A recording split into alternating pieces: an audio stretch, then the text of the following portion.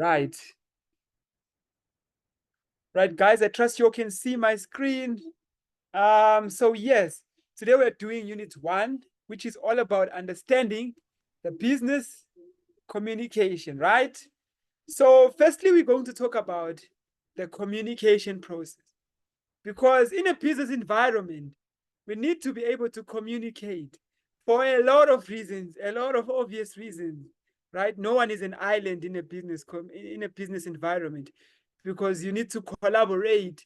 You need to do a lot of things together, right? You need to tell your boss, even if you need a salary raise, you need part of communication, right? Like, hey, boss, I've been working here 5 years and I'm still earning this amount. Like, my family is growing, and my expenses are also growing, inflation is growing. You need to be able to express yourself the right way, all of those, to send your message properly, even to your colleagues. Whatever you'll be doing, you need to communicate. So for effective communication, we need to understand the communication process. So for those who are coming in now, guys, my name is Donald, or you can call me Donny, as long as you don't call me Trump. Or you can call me Donald the Lover. I know I deserve. I know that guy. If you know that guy that sings, um, you can also call me that. And I hope you guys are gonna enjoy this lecture. And don't worry, you haven't missed out on much. We have just started. So we are doing understanding the communication process. And by the way, guys, if you have a question, feel free to just send it into the. You can type it if you're shy. I mean, maybe you're shy to be heard. Maybe you think you don't have a nice voice like mine. All right. You can put it in the chat box, or you can simply unmute your mic, and I'll be sure to give you a chance to ask you a question. Maybe it can help others as well who might be shy to ask their questions. So are you going to be the brave one today to communicate to me? I hope you saw what I did there. All right. So let us look at a very interesting example here on how the communication process works, right? So this example, it speaks about a traffic officer. So I'm just going to read this extract here. Let me highlight it so you guys can see where I'm reading, right? Imagine that you're driving a car and about to approach a busy intersection. And then in front, you see a traffic officer, right? In the middle of the intersection, who lifts up her hand, her palm face towards you, as in stop, right? You react by slowing down and bringing your car to a stop behind the traffic line, right? Otherwise, you're going to be in trouble if you pass that traffic line, or you can cause an accident. As the officer directs traffic past you, she notices you glancing at your watch and realizes you've been waiting for a while. She stops traffic across the intersection and then points you through the other side, and you continue your journey, right? You might not know it, but in this little space of time, you've actually been involved in a very complex and yet effective communication process. Communication has gone in so many different ways: hand gestures, body language, visuals, you see.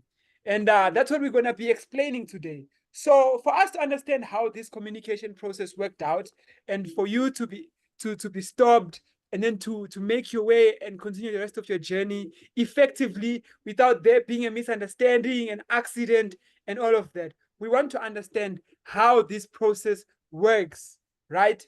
So we are going to break this process down into 8 key steps, so that we can understand how this has come along to be an effective communication process, right? Are we still together?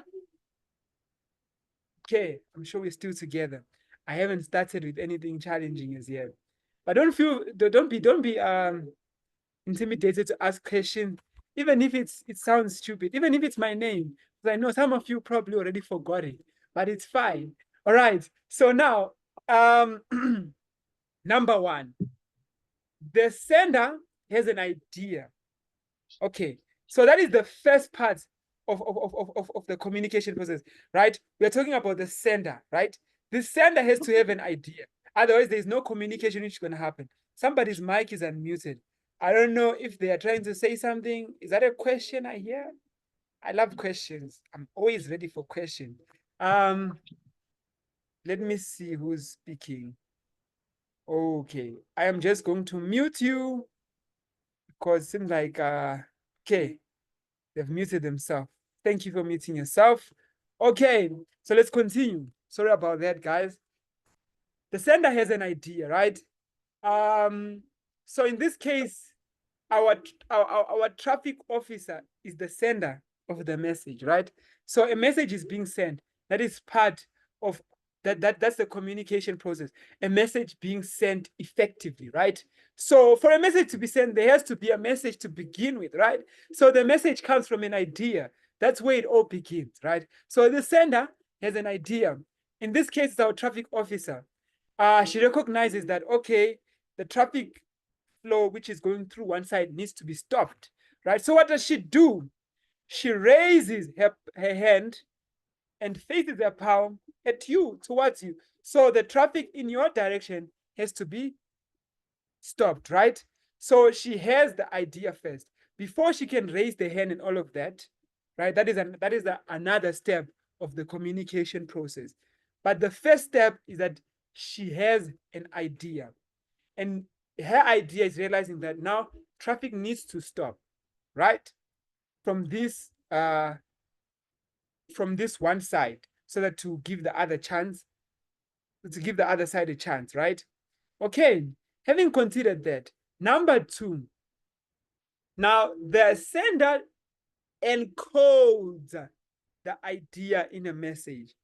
So now this part is key, because now this idea must be encoded in a message. Otherwise, if she can have an idea, she'll just stand there and watch the cars continue going. She'll be like, the cars are just going. It's going through one side, flowing through one side, but nothing if she can't encode this idea into a message, right? So she then considers how she could stop the traffic. And now the next step is now converting this thought into a meaningful action, into an action which the receiver can actually conceive, right? Okay, so now that is part two. Part three, the sender then produces the message, right? So this idea is encoded, right, in a message. Now, the sender must produce the message in a transmittable medium, right? So let's take, for example, maybe if she decided to shout on some, like that wouldn't be the right medium right now, because I mean, people just look at it, is she crazy or something? I mean, you see. So what does she do? She lifts her hand and gestured you to stop, because that is the medium which is correct, which is a hand gesture, right? And then the sender transmits the message through a channel. That's step four, right? So the traffic officer used her hand to send a message, right, as a visual message requesting you to slow down, right? So this is the channel, right? And then step five, the audience receives the message. So that's you now seeing the hand. Because if we do not reach step five, then there hasn't been an effective communication process. I mean, you just continue to go if you don't see that hand, but you must see that hand. You see, that's why I was like, imagine if she was to shout and say, you see, like, it wasn't gonna work. It wasn't gonna work right there, right? Because that is not the correct medium, and is not the correct channel as well, right? And then once you've received the message, you must understand now what this message means. That's step six, which is the decoding of the message. So which means that you're making sense of this gesture, and you're realizing that, oh, this is a signal to stop. When she says her palm facing at me, she's not greeting me, she's not saying hello. She's saying stop, right? Because if you think she's saying hello, you're just going to wave it and say like, oh, hey, and then continue, right? So that is step 6. Okay. So now you can imagine if she decided to wave rather than make her palm face at you, if she decided to wave, that was actually going to portray the wrong message, because it would be like maybe she's trying to greet you or something, right?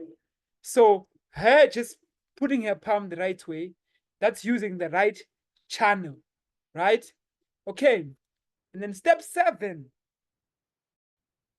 the audience responds to the message, because it doesn't help you understanding, right? But then not responding. So your response is also showing that the message has been sent through successfully.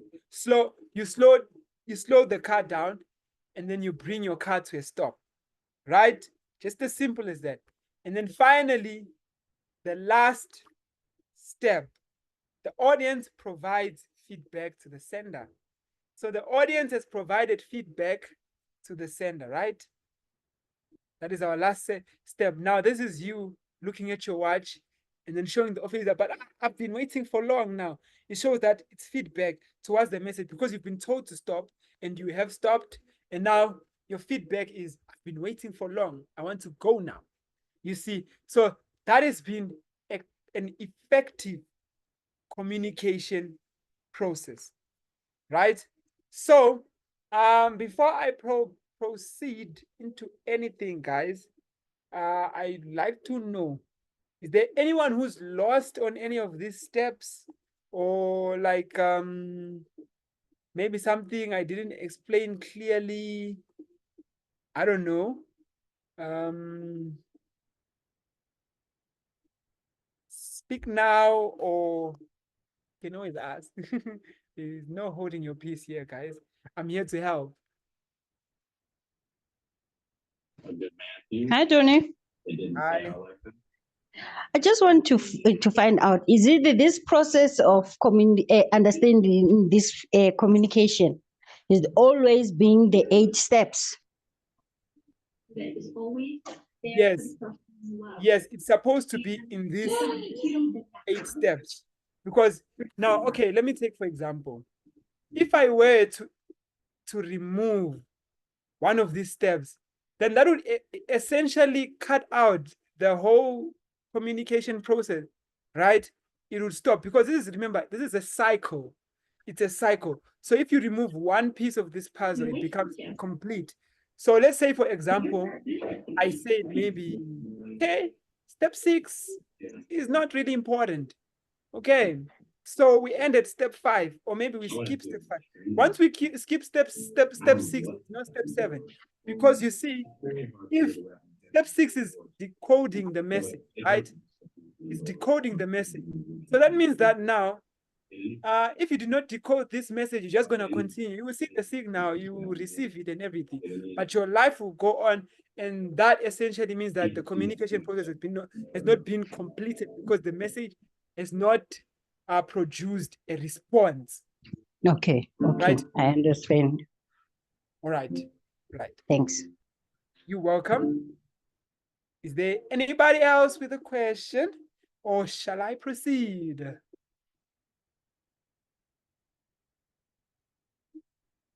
Right. So I shall proceed. Okay.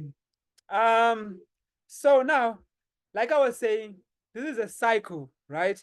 So we have this communications process flow diagram, which shows us that this is a cycle which continues on and on and on and on. And essentially, all these are just adding up to this big puzzle, right? So sender has an idea. That's the traffic officer thinking that, oh, wait, one side needs to stop now so that I can allow the others to have a chance. And then she encodes this idea in a message. That's her, obviously, now thinking about how to actually portray this. And then she produces a message in the right medium, which is by the gesture of lifting a hand, right? And then sender transmits message through a channel. So the channel is through this gesture of lifting a hand and saying, stop, with the palm facing at you, right? And then the audience received the message. That's you seeing this poem, right? But that's not complete. And then you must decode the message, which is step 6, right? Decode the message, understand what does this mean to me, right? And then step 7, after understanding what it means to you, you need to stop, right? And then step 8, you provide a feedback after stopping, which is the frustration that, okay, I've been stopping now. When am I going to get my chance to go? And then now that's when the officer realizes again, oh, this guy needs to go because look at the way this person is looking at their watch. They're frustrated, you see. So that is the process and how it goes on and on and on and on and on, right? So having spoken about that, is there any questions? I can continue to further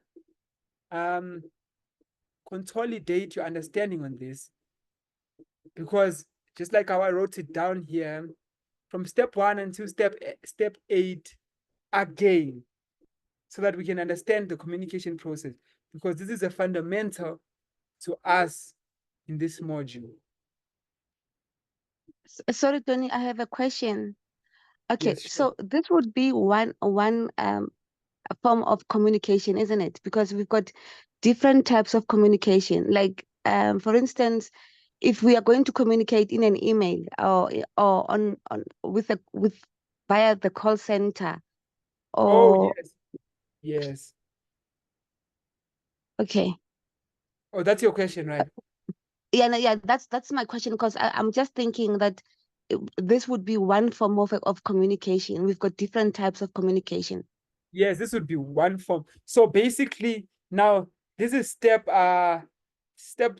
3 and 4, right?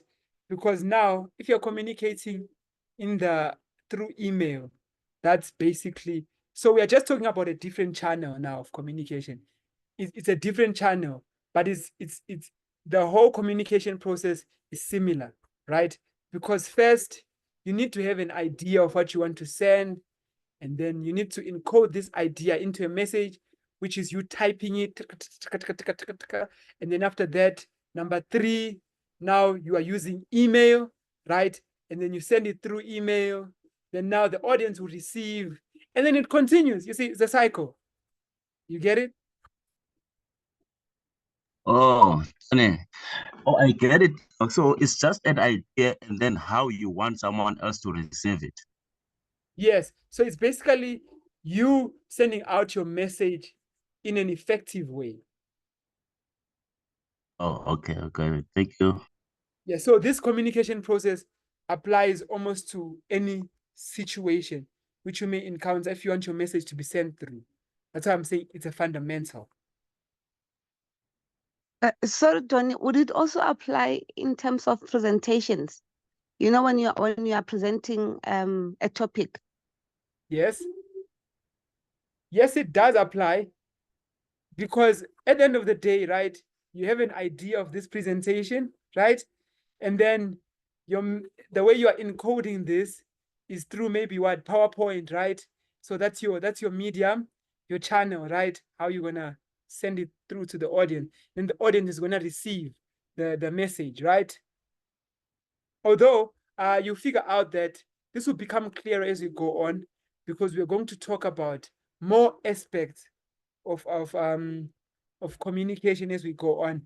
But basically, it's this one same idea that the audience receives this message, and then they decode the message, and then they respond to the message in the way which is appropriate for that situation. You see, like in this case, the response that was needed was the car stopping, right? Because imagine in this case, would it have been an effective communication process if instead of stopping, this person waved back or waved at the traffic officer? You see, that's what I mean. Or maybe if they decided to send a text or do something else which is unrelated to that. You see, so it basically has to be towards a certain goal, which is regarding that particular situation. All right. Does that make sense? Yes, Yes, it it does. does. Thank you. Right, you're welcome. I'm loving the questions. It shows that you guys are an interesting audience, right? Okay, so you guys are basically my audience. And in you asking me questions, that is basically feedback of my message, right? It makes sense now, doesn't it? Okay, so let us proceed. So basically, we need to develop business communication skills because, like we say, these are the fundamentals.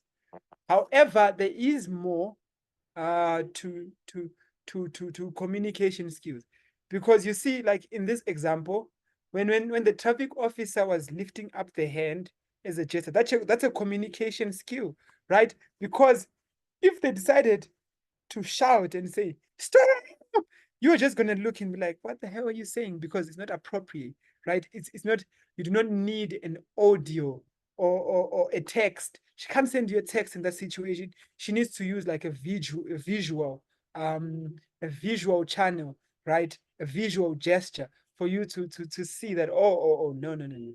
This this is this is what I need to do right now.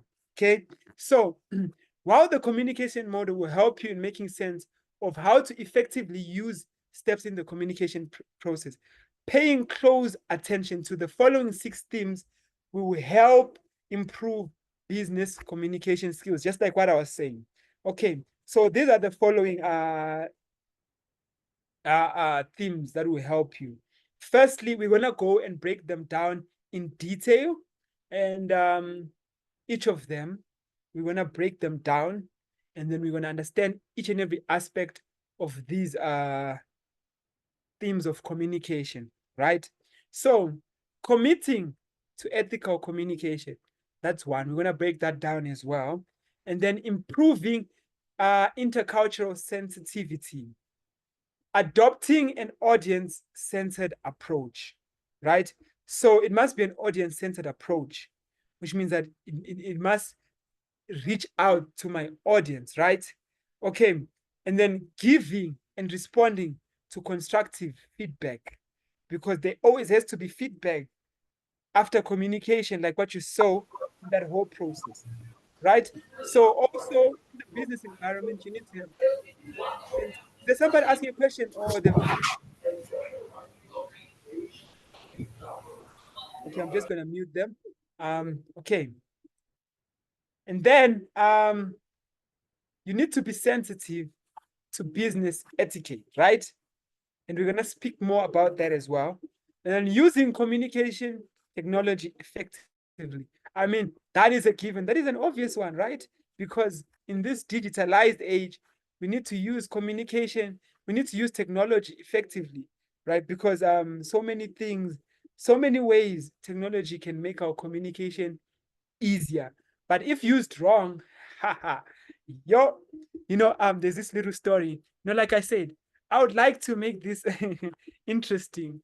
So back when I was in school, our teacher would tell us like little stories, so that and we would try to get these stories out of her so that we don't get to do too much work maybe on that particular day. So I'm just gonna be doing you guys that little favor.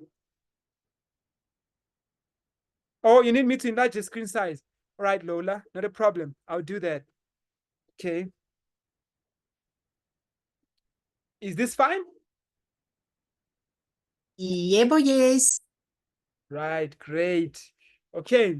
So, our teacher used to tell us these stories. I was in an Afrikaans class because I never used to like Afrikaans.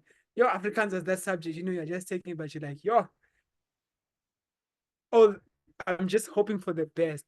Anyway, there's this little story of this. So I'm just gonna, it's just basically an example of how using technology in an ineffective way can actually ruin communication. So this guy, he goes he goes abroad, right, on a business trip. And then he sends a text to the wife, and then he says, oh, sweetheart, everything is going well and I'm enjoying it here. So let me show you how he says it. So he says, okay, I'm just going to type it. He says, I am enjoying it. Oh, no, he says, I'm enjoying here, actually. So he says, I'm enjoying here. And he forgets to put the E, right? So now imagine being the wife in this situation, how devastating this situation could have been, right? I'm sure the wife was probably planning divorce after this. How could you do this to me?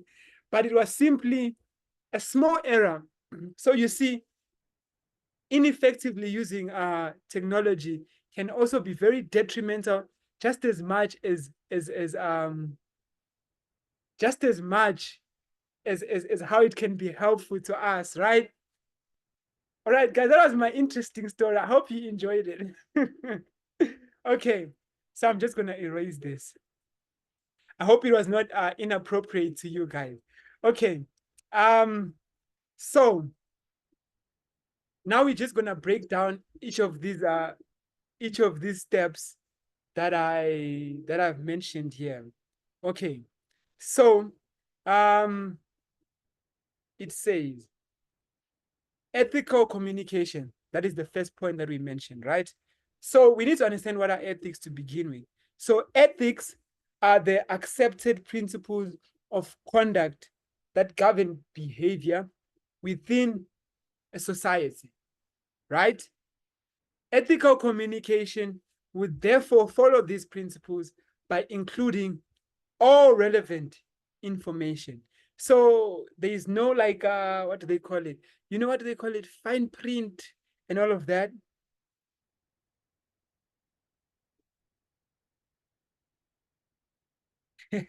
All right. I don't quite understand. That seems like Xhosa. I do not understand Xhosa. But if you'd like, maybe just translate whatever you say there. Oh, on your story, man, you had be dead. Oh, you'd be dead. I know, right? Yes, you'd certainly be dead. Yeah, because imagine coming home and you don't know what you did wrong. Can't this person already planned divorce for you? Okay, so communication would therefore follow these principles by including all relevant information. So a key aspect of ethical communication is including all relevant information. We don't just portray the side that we want to show, but we show all the relevant information. You know, the fine print where they just make you sign things, you know, and show you the nice side of life.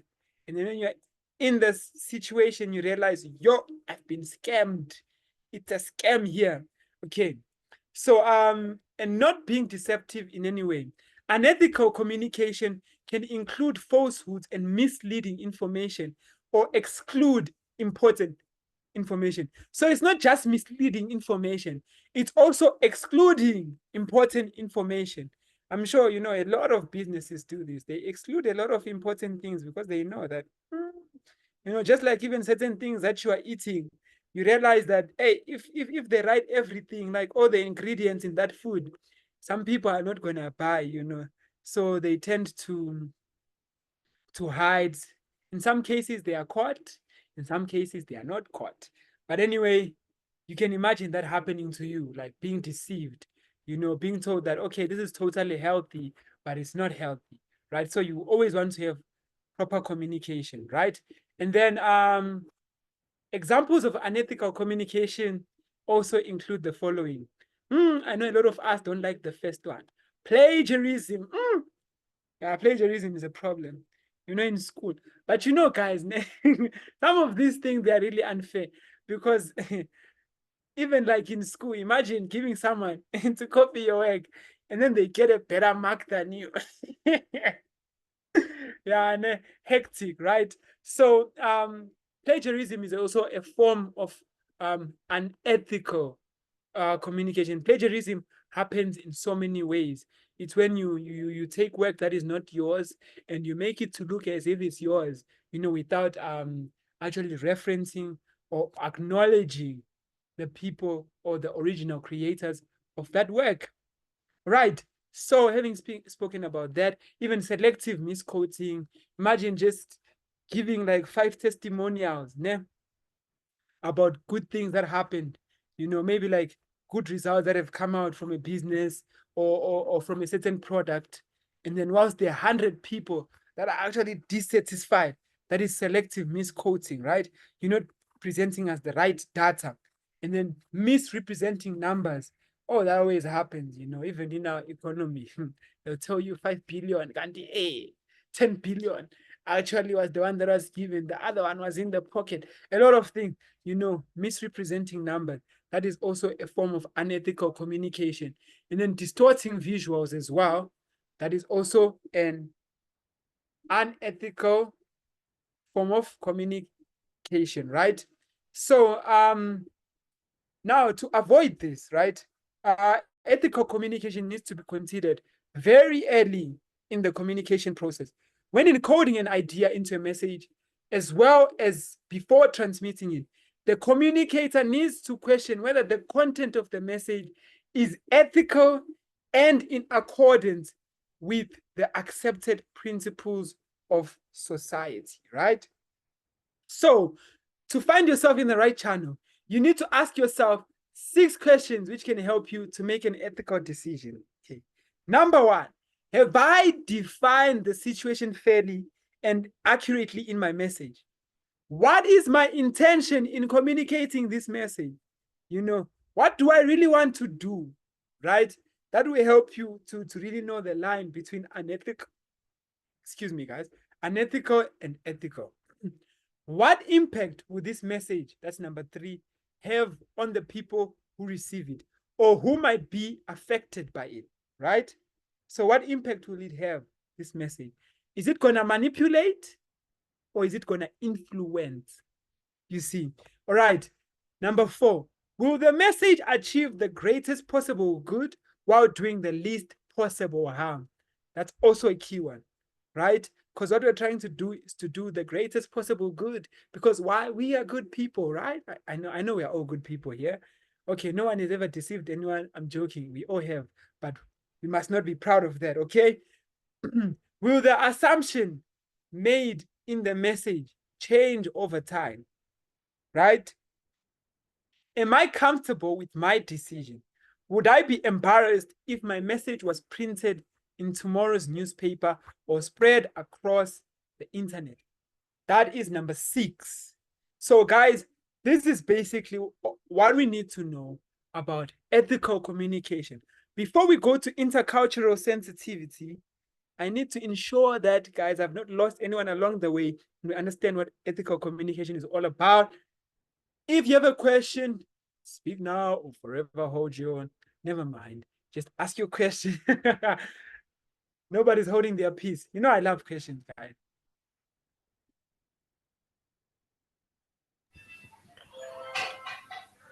Hi, good evening. Yes, good evening. Good evening, Sherman. I joined the class a little late, man. Sorry. Can you just scroll up on this Okay. word? Get now down. There by the more down. Yes. That plagiarism. Can you explain distorting visuals, please? Okay. Distorting visuals. It could it's basically a form of distorting the communication process. So for example, let's see how we could apply this in our traffic example, right? Just give me a second.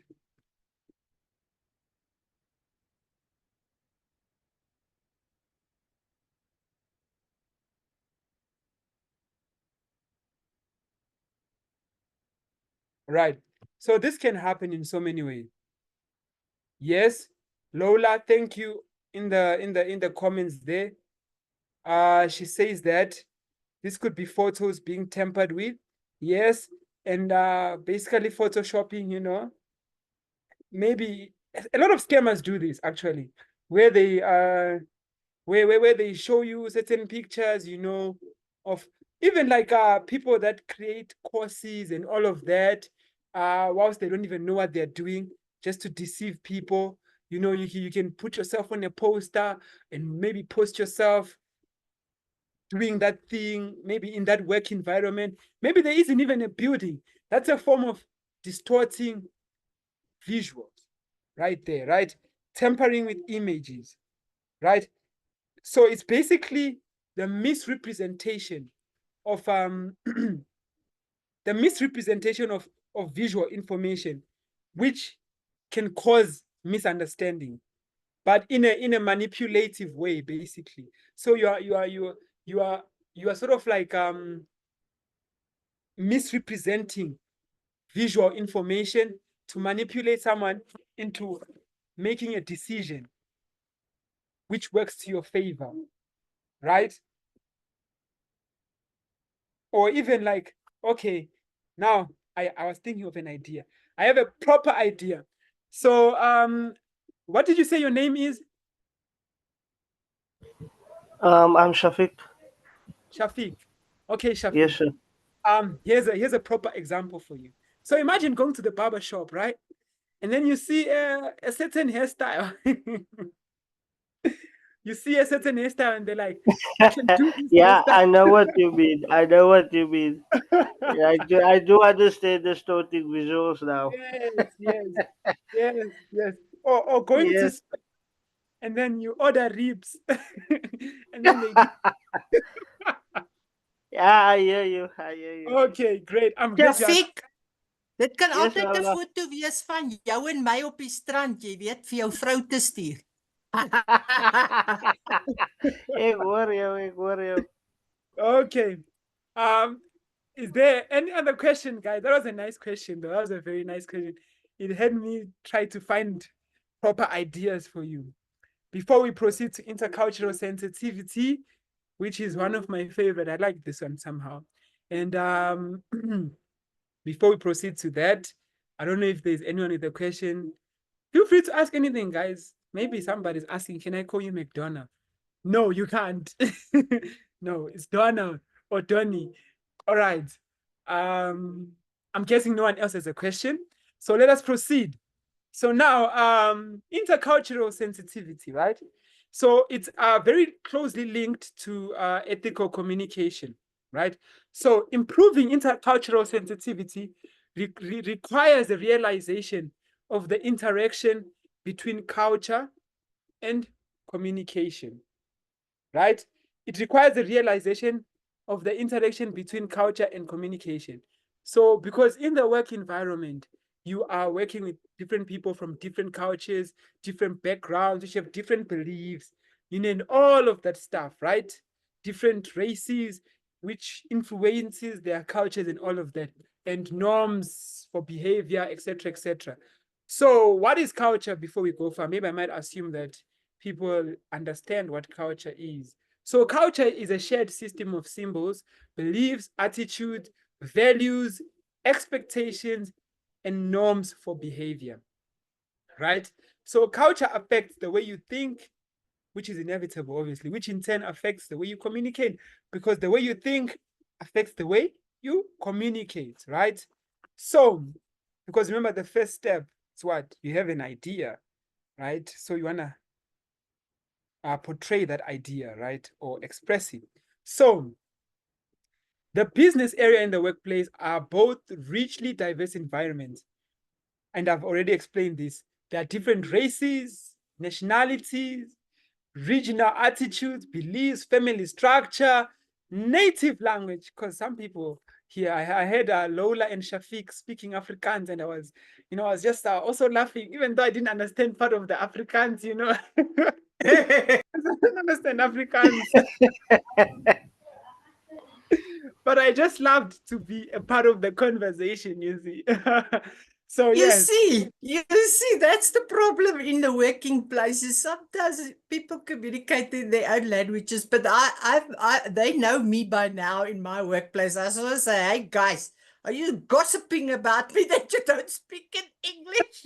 you see exactly. So, yeah, we have a lot of different backgrounds, even religion-wise. Even if we might speak the same religion, same language, I mean, but we might come from different religion, and that in turn influences how we communicate. Because Hindu people, as I know, they say namaste. You know, I've never been to India, but I've surely watched Z World. So yes, they Yeah, say namaste is yoga, is also a yoga language.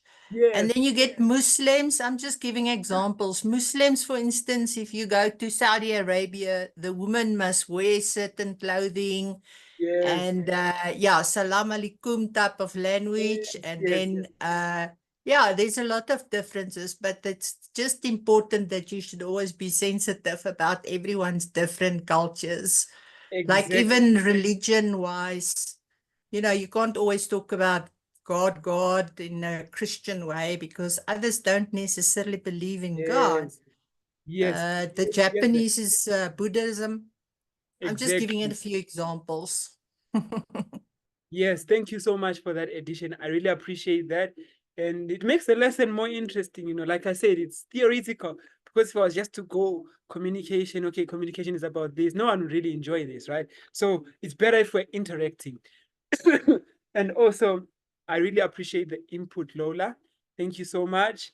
And so yes, like what she just said, it's actually she actually just um explained what I was about to explain.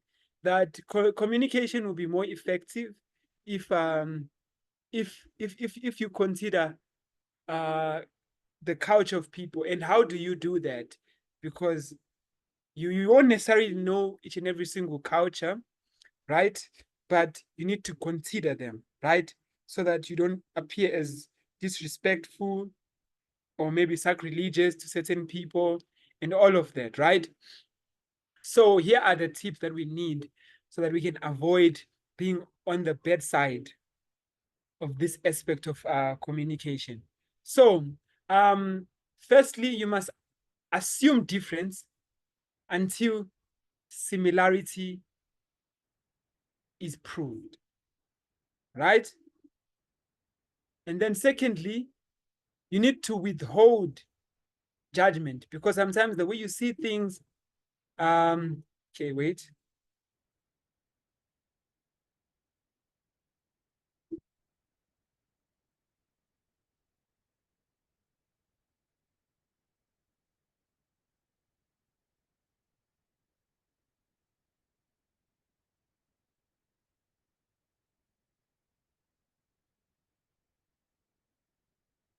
All right.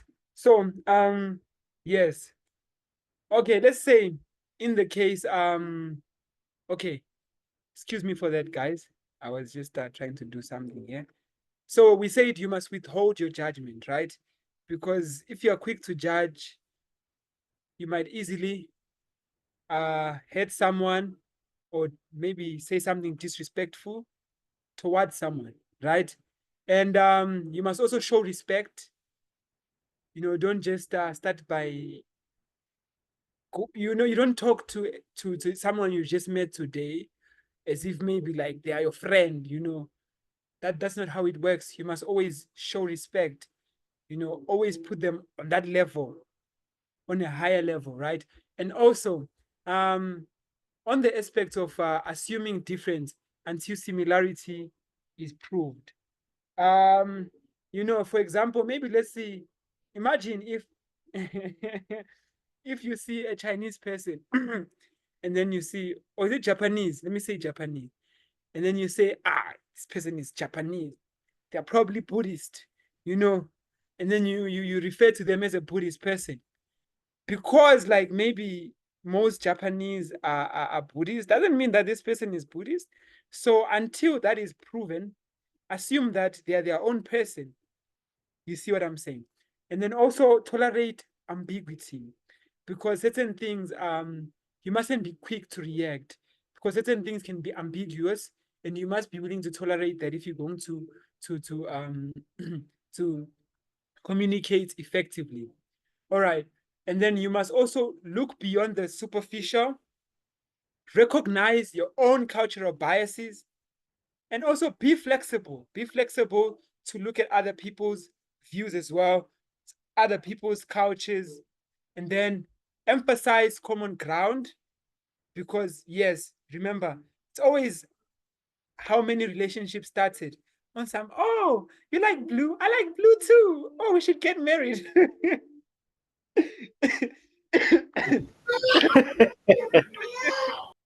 That's Some of- now a real young one's situation that. yes. Okay. Let's puppy love. Yes, Yeah, yes. definitely. Let me add quickly, in terms of what I think we're trying to say, yeah, is that actually without communication, you actually don't learn to know other people. Like when you say show respect, for instance, men, in some cultures, men will always make comments about ladies in a very unprofessional manner. Then also, if you don't get to learn other cultures, you cannot also lack of communicate with them. Like in my office, I know what is a roll on, I know it's a Ben 10 and all those things because I communicate with them and we can laugh about these things. So it's very important to get to know people, but I always say it also ends up to being a very emotionally matured person to be able to get to this points that you're mentioning, because that says know yourself, know the other, and know where your boundaries basically is when you are communicating. And there is certain ways you communicate with some people. In my work experience, I communicate certain ways with certain individuals because I know their understanding might be a little bit different from mine. Or if I do explain something, I know that I might have to explain it like in a 3-step manner and not just with a straight instruction. So it's very important to learn to know the other person, or the, like you said, the one that receives the message, because everyone is so different.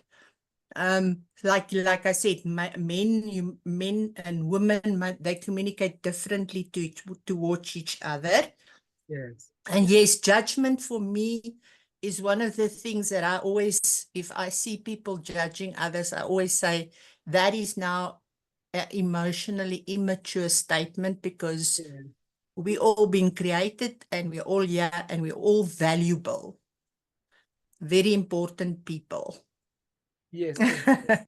So yeah, Exactly. so that brings along flexibility and all those things, observe and so forth. But Yes. it's all about communication, right?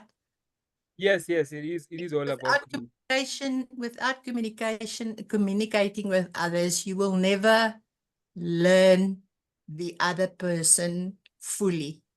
And I think maybe it's a bit difficult when you go to a new client and you don't know the client. You still have to suss it up, how this client will find it the best way to communicate. I'm talking about people working with clients now that might be part of their profit margins. So yeah, there's just certain ways of communication. Then you must be sensitive. I always say be very sensitive on how you deal with any human being, because everyone has got an emotional side to them. So yeah.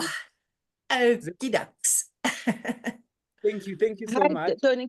Can I just also add with regards to the showing of respect, Yes. especially with Black people, with us.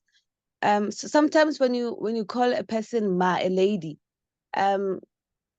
I would call you ma because I think you're older than me, or it's a sign of respect. But another person would take offense to say, but Yes. I'm not old enough to be your Not that mother. Why are you old. calling me ma? Yeah, and it's Yes. not because you are old, but I look at you and I'm just giving you that respect. That's all. Yes. So yes, it can be very tricky. That's why it's important to understand cultural background. It's important to really acknowledge that when talking about communication, because certain Yeah. look at these things differently. And So let me it- also add to that one. yes. When I'm in environments where people are calling me auntie, then I say, "Hey, pa, I'm not married to your uncle." So it's basically the same as what she says. It's a sign of Yes. respect from others, but I always make a joke out of it. And then I say, "I'm not married to your uncle." So Yes, yeah, because it's but just the way of it's another form of respect, but sometimes people don't really like it that way. But okay, you also won't know until somebody tells you, communicate, boom, boom, talk to me, tell me you don't like it, and then we can understand next time yes. not to say, "Hey, hello, auntie." Yes, and you see, it goes further to our to this module as well. How we're gonna realize that okay, actually, there are certain ways to communicate even in a professional setting, right? You know, you can't be calling someone auntie in a very professional environment, in a professional setting. Maybe it's a board meeting. Yeah, this auntie did not explain properly. You know, it won't appear very appropriate for that situation, because it leads us now to even business etiquette, right? And all of those kind of things. So this is very broad, because it can be a complex subject depending on how you actually look at it. Nonetheless, I appreciate all your feedback, guys. And as I'm speaking to you guys, I'm actually learning a bit more about cultures as well, you see. And I really Yeah, appreciate and don't forget the LG blah blah. It's a long name. Nowadays, it's important that you take care of that as well, because you might be also incorrectly identify someone. So that also happens in workplaces. Ne? I've picked that also up in my years. all right. We are trading on dangerous grounds on that one, eh? Because people can be sensitive towards that towards those things, especially the LGBTQ community, because it's become really complicated nowadays. Because even I don't know, I haven't really come across such a situation in South Africa, where somebody maybe identifies as something and then you call them something else and they really like get upset with that, you know, like on some, I identify as a table and you must call them a table, you know.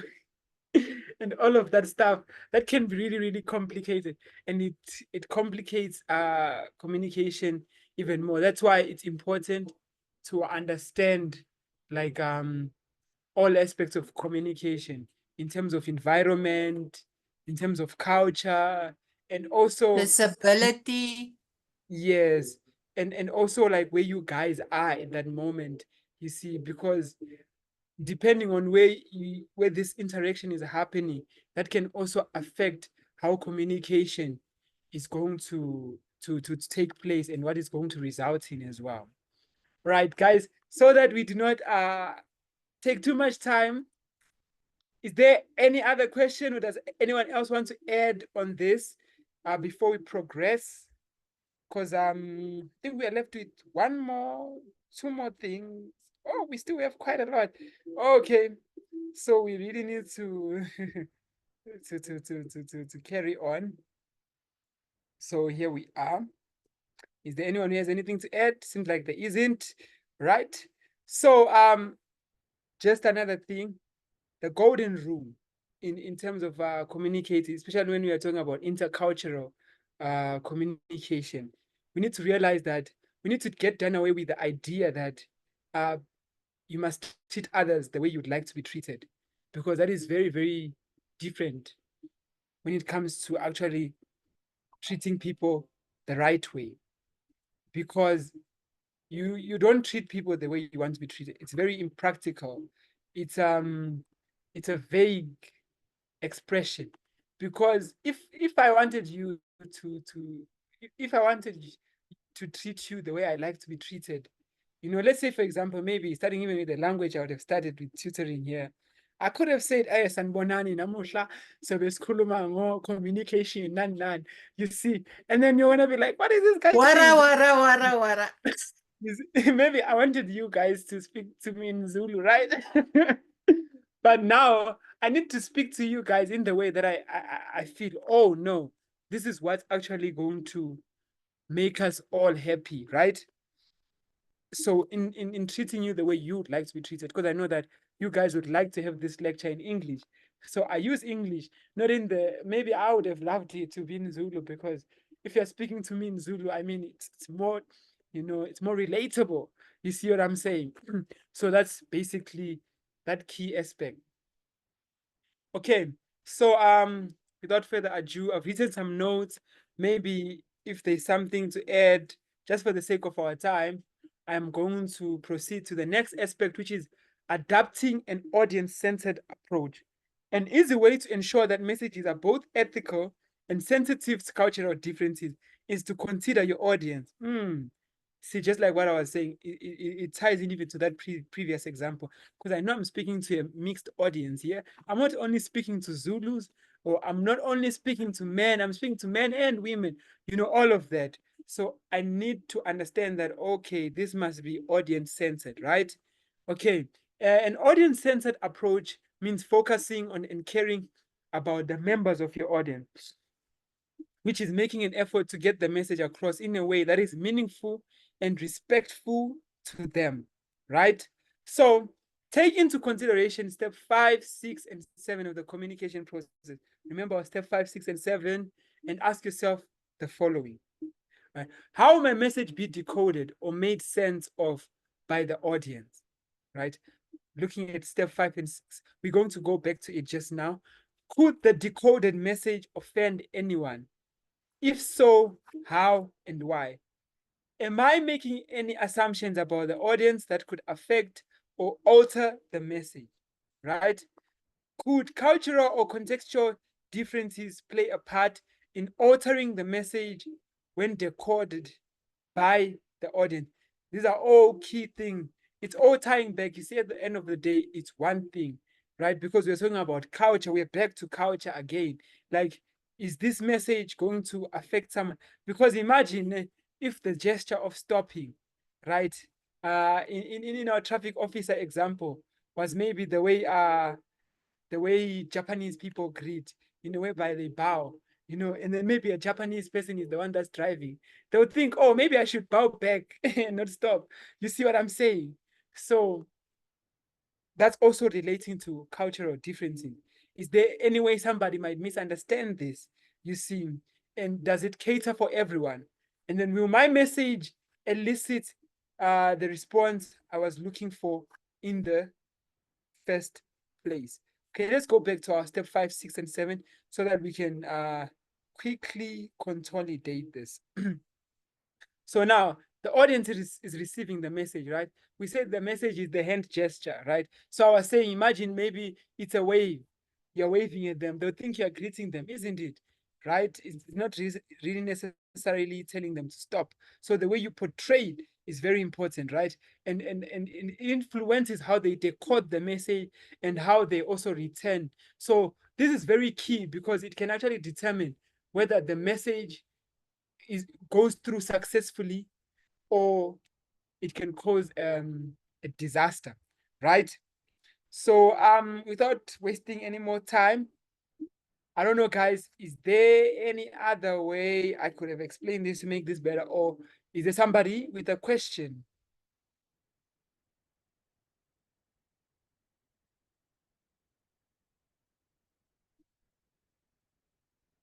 Right? I'm guessing the silence means the gesture of silence means that I should continue, because people now they want this lecture to finish. Okay, so giving and responding constructive feedback is also a key aspect of effective communication, right? So constructive feedback focuses on the process and the outcomes of communication, not on the people involved, right? So when receiving constructive feedback, you must avoid the urge to defend your work. So that means that you must be able to differentiate now between constructive criticism, because if you're going to remain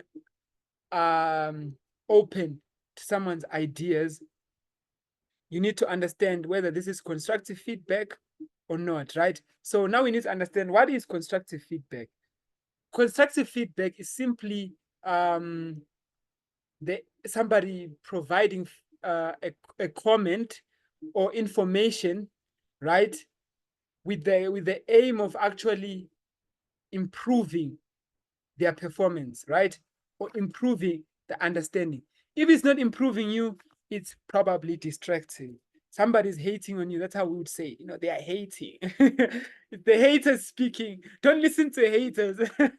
So yes, that's how you basically differentiate constructive feedback and destructive feedback, right?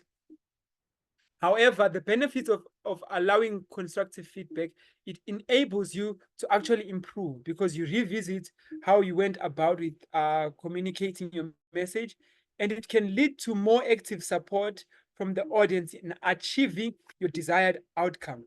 Nonetheless, there is what we also call destructive feedback, like what I've just said here. So here, they don't have an intent to improve. They just want to destroy. It's like the name itself, destructive, right? So lastly, always try to create a platform or an opportunity for feedback, right? Like how I always try to do, like, guys, are you understanding? Is there anyone with a question? Because that's your feedback to me, right? Because an audience usually appreciate a communication process that works both ways. So guys, what if I'm using this notes to actually communicate with you?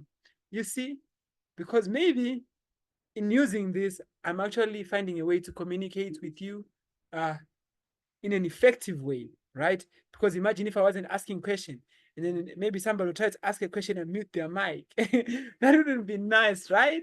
Or you probably feel like this guy doesn't know what he's doing, right? So that's very important. Opening Can up. I give an example of this one?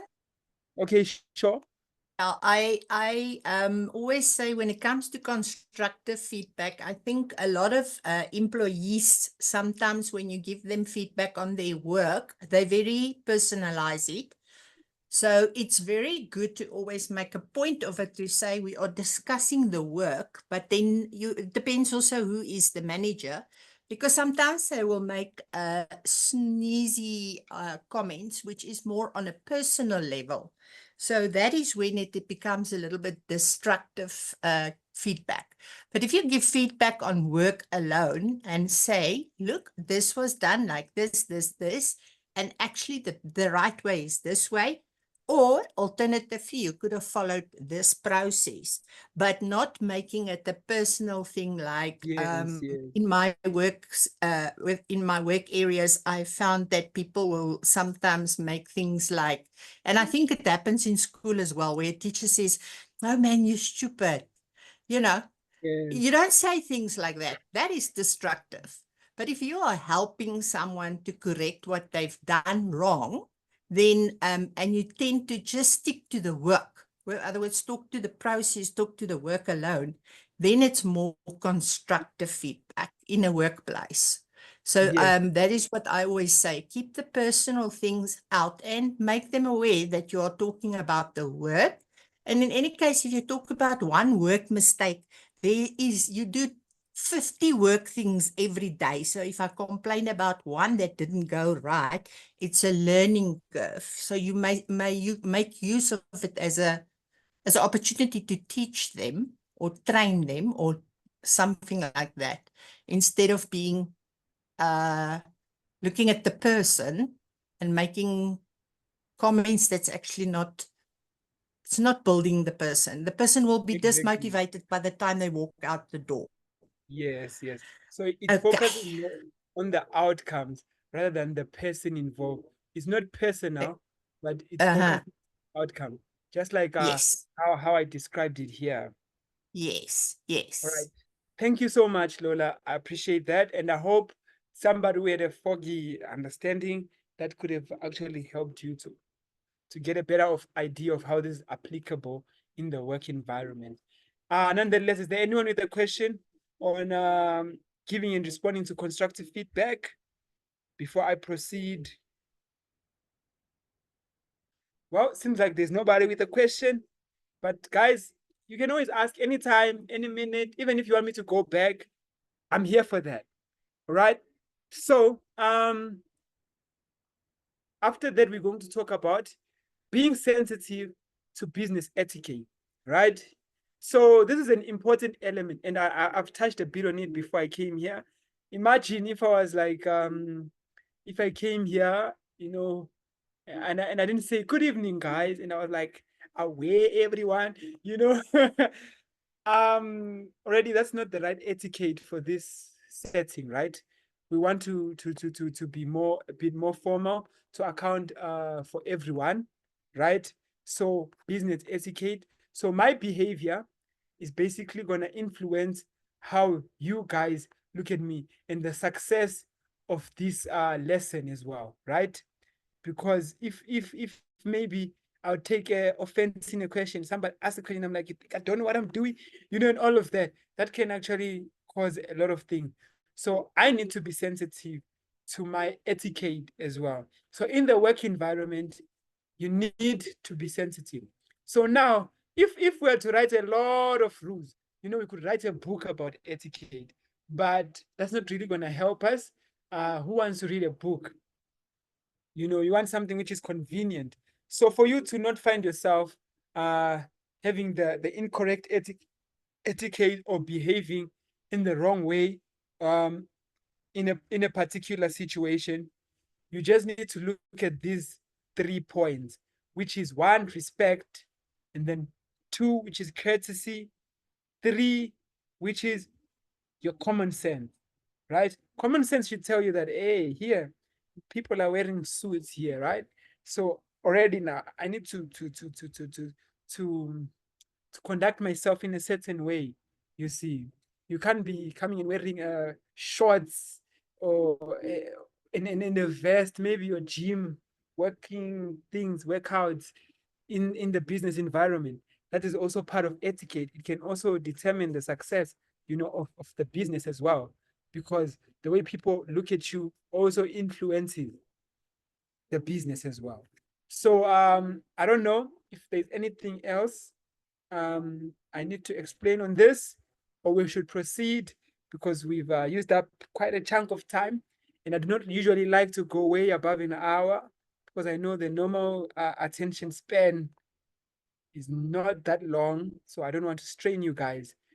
I think after this we just have one more aspect and then we can close.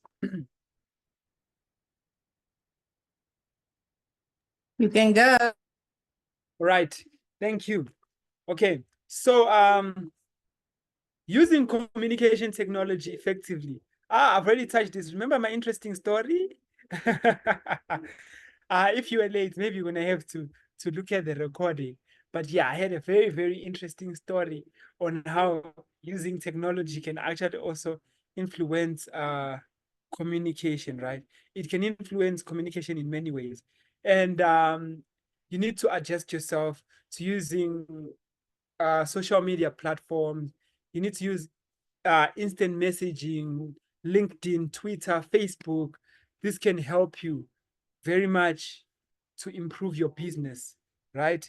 Like business ads and all of that.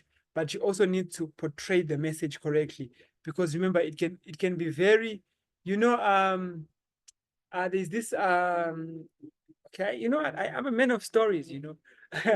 Because through life I go through things, and I see how, like, you know, these certain things influence my decision and also my point of view and judgment, right? So I was walking and I saw a billboard, you know, at the you know, it was a barber shop. You know, I always like my cut clean. Maybe one day I'll show you guys how my haircut looks. You realize why I like to use barber shop as an example.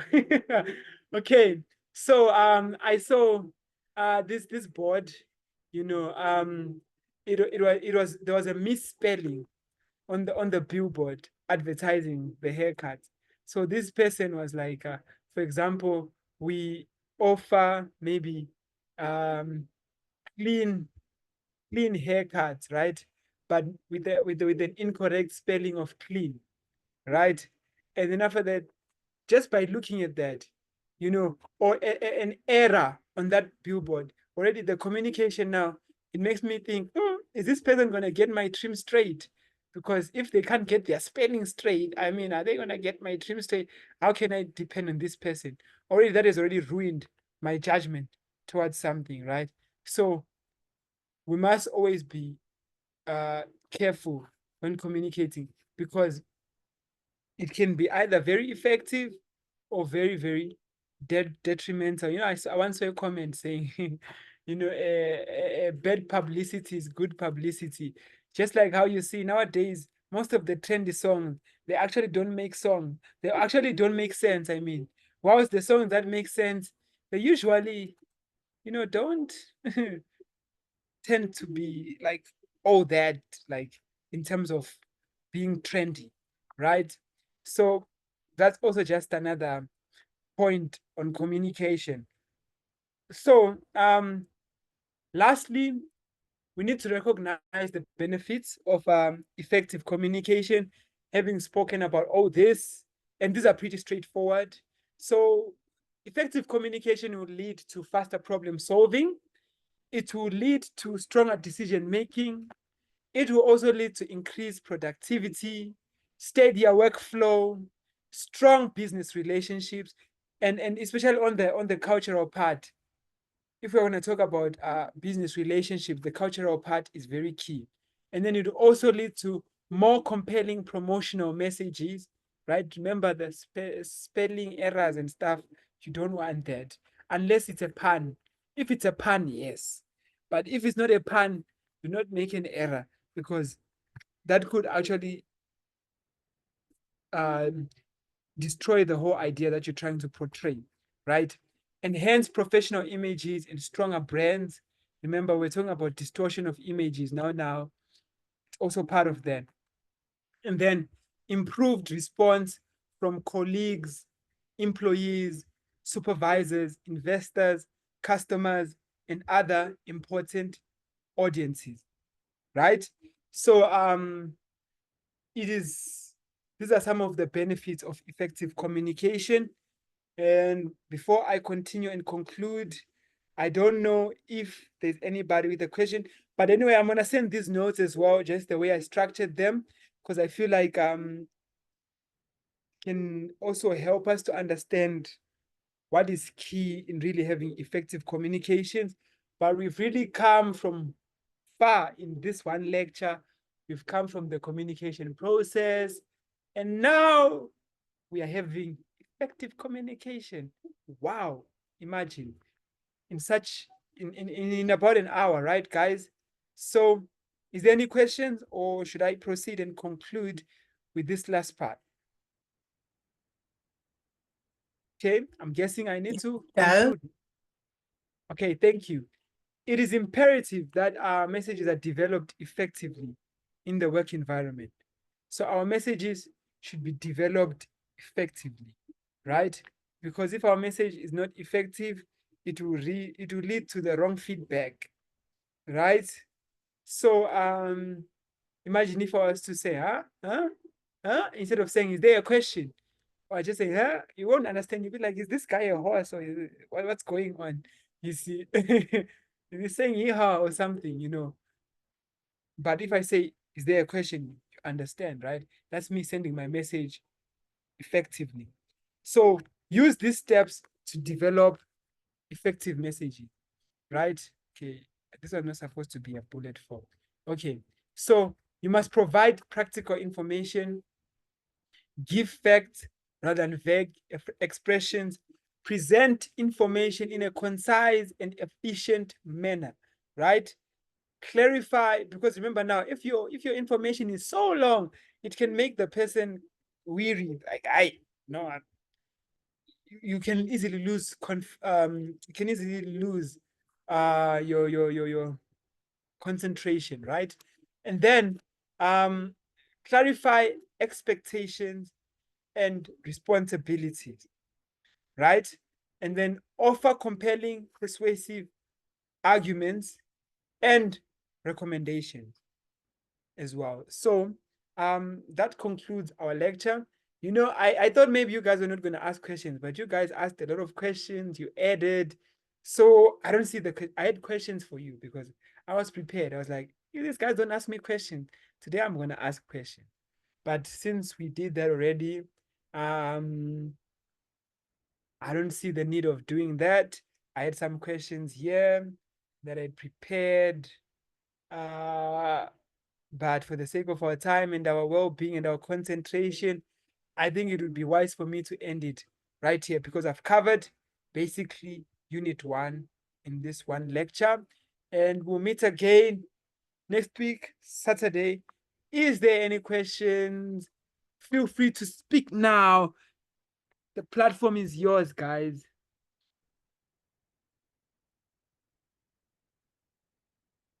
Right? I'm guessing there are no questions.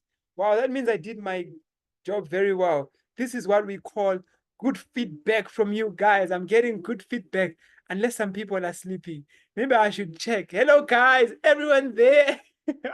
Yes, we still Yes, here. yes, we are here. We are here.